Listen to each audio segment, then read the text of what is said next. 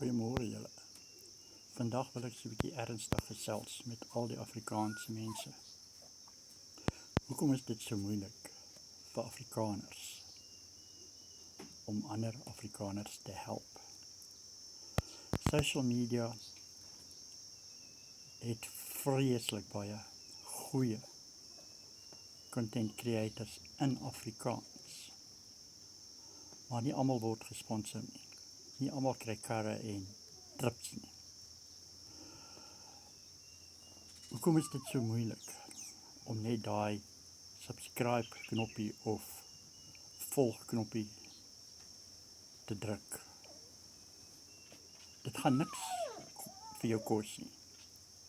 Dit gaan ook nie jou feed opfok nie.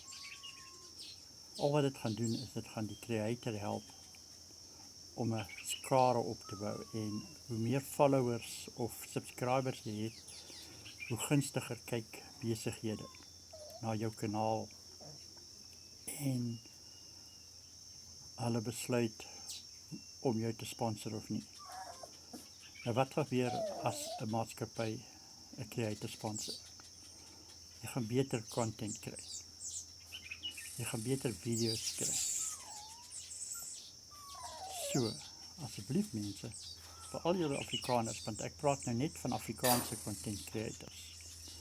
Druk daai follow knoppie of daai subscribe knoppie en help al ons Afrikaanse creators.